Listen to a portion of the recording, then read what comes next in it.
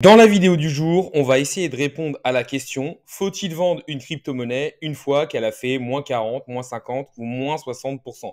En gros, faut-il vendre en perte ou suivre le dicton que beaucoup entendent en crypto-monnaie: pas vendu, pas perdu? Alors déjà, premièrement, je voudrais vous dire que moi, je trouve que c'est un mauvais dicton car il faut savoir de un encaisser ses pertes pour être un investisseur intelligent et surtout, si notre crypto perd 50%, c'est une vraie perte. Alors oui, forcément, la crypto-monnaie peut remonter et on peut gagner, mais si on ne se base que sur de l'espoir et sur rien d'autre, bah forcément, on va en moyenne perdre. L'objectif que je vous dis avec tout ça, c'est d'avoir un plan, de savoir pourquoi vous avez investi dans telle ou telle crypto. Si elle baisse de 50%, ok, si vous cherchez des x10 ou des x20, il faut accepter la volatilité qui va avec, mais il ne faut pas se dire: oh, j'espère que ça remonte. Si ça remonte, je suis content ou pas. Non, il faut mieux faire une réallocation de portefeuille vers une crypto-monnaie qui a peut-être plus de traction ou plus de chances justement d'aller chercher les multiples que vous voulez. Donc déjà, première chose, ne pas écouter ce dicton qui dit pas vendu, pas perdu.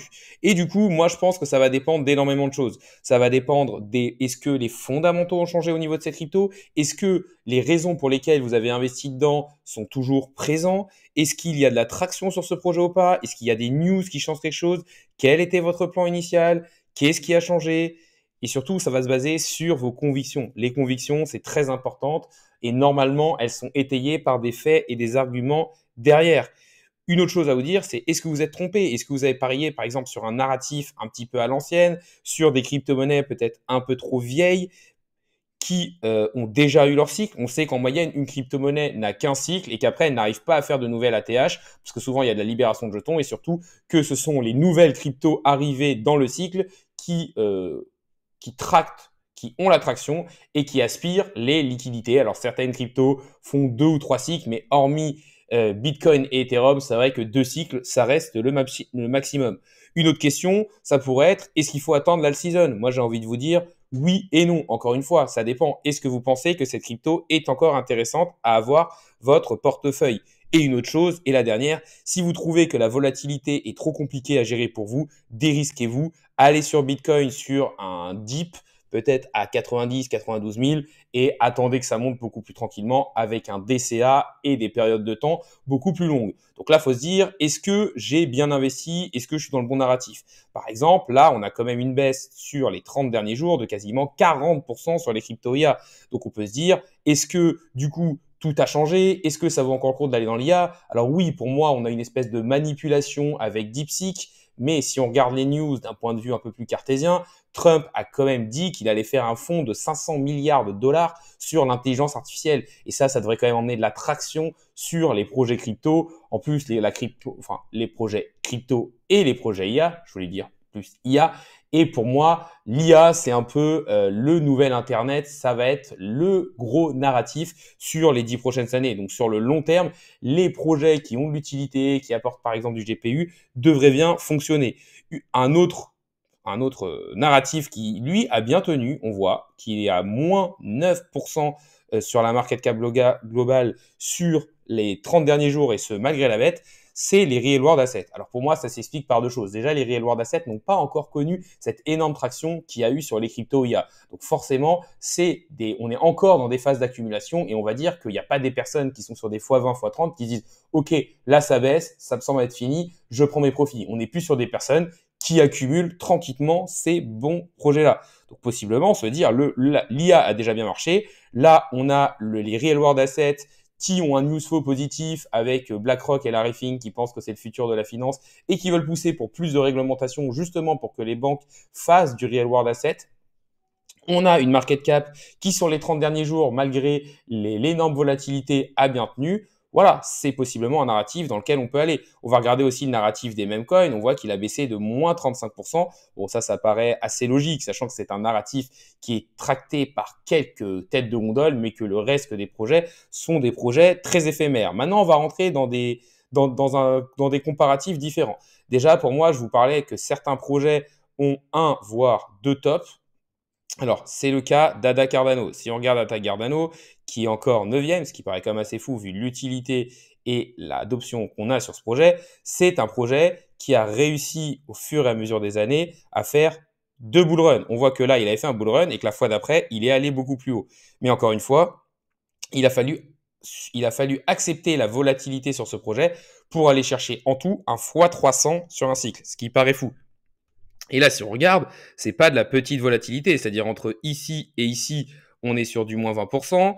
Si on prend entre ici et entre ce plus haut là et ce plus bas là, on est quand même redescendu à quasiment moins 60%. Donc il y a eu de la volatilité sur Ada Cardano, plusieurs baisses de 20, 30, 40% au fur et à mesure de ce cycle, mais on a réussi à aller chercher un x300 sur le global. Donc si vous avez des grosses convictions sur votre crypto et que vous visez des gros multiples, il faut vous dire que la volatilité est tout à fait normale. On va prendre l'exemple d'un autre projet que moi je trouve intéressant et qui s'est fait massacrer littéralement. Il s'agit de io.net. Depuis la petite remontée qu'on avait vue, c'est un projet qui a pris moins 75% au plus bas et qui est actuellement sur du moins 66%. Donc clairement un projet qui s'est fait démonter. Et là encore une fois, il faut se poser les questions que je vous ai dit. Est-ce que ce projet a des fondamentaux? Bien sûr que oui, io.net a des fondamentaux. On voit qu'au niveau de la dépine, c'est un des projets qui gagne le plus d'argent actuellement.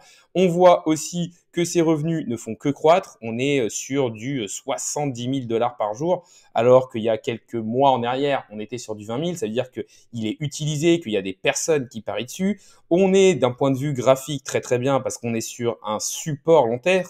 Encore une fois, quand on est un investisseur intelligent, on ne vend pas sur un support. On va plus tendance à avoir à vendre sur des résistances. Est-ce qu'il y a des news flow positifs? Oui, l'IA est quand même bien poussée par Donald Trump. Alors là, on a une espèce de peur pour pousser les marchés vers la baisse. Mais pour moi, DeepSeek, n'est pas si grave que ça pour les marchés. Est-ce que les choses ont changé? Non. Est-ce que mes convictions sont toujours les mêmes sur ce projet? Oui, je pense que les GPU décentralisés et l'IA peuvent aller très loin. Est-ce que je me suis trompé narratif? Je ne pense toujours pas. Est-ce que cette crypto-monnaie a de l'attraction? Oui, c'est pas une crypto-monnaie ancienne, c'est une crypto-monnaie qui est arrivée sur ce cycle. Est-ce que cette crypto-monnaie a de la visibilité? Oui, elle est listée sur tous les plus gros échangeurs et du coup, elle peut bien marcher. Est-ce que du coup, je vais attendre la cold season avant de la vendre? Je pense que oui, sauf si elle marche avant, parce que pour moi, c'est un projet qui peut partir en découverte de prix aux alentours des 6 $. Donc, on peut quasiment aller chercher un x5 juste sur un retour à la TH, ce qui paraît pas complètement fou. Et en plus, on a vu que les libérations de jetons allaient être un peu dérangeantes seulement à partir de juin ou juillet. Donc pour moi, je vais essayer de jouer de la cyclicité habituelle sur les marchés, c'est-à-dire vendre en mai et après voir si je reviens pour la fin du cycle, peut-être avant fin octobre. Mais mon but, ça va être de profiter des prochains mois qui risquent, surtout avec la capitulation qu'on a actuellement sur les cryptos, de propulser nos cryptos beaucoup plus haut. On arrive sur la fin de la vidéo. Donc déjà, n'hésitez pas à liker, à me dire en commentaire ce que vous pensez de ce type de vidéo. N'hésitez pas non plus à vous abonner, ça récompense le travail que je fais au jour le jour et ça permet de faire grossir la communauté. Pour résumer un peu ce qui a été dit dans cette vidéo, on a essayé de répondre à la question, faut-il vendre une crypto-monnaie en perte et surtout quand on a des divisés par 2 ou divisés par 3?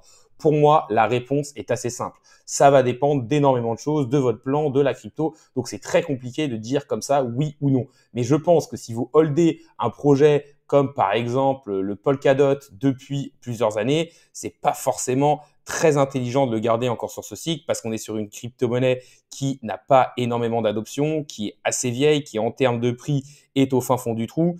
Et donc, c'est assez compliqué de parier sur ce type de projet qui n'est plus que 22e, mais qui a encore une market cap de 7 milliards de dollars. Donc vous dites, c'est un projet qui est énormément capitalisé et qui pourtant est au fond du trou. On a vu un plus haut historique à 54 $, on est à 4,8 $, on voit qu'on n'a pas décollé, qu'il n'y a pas de traction sur ce projet.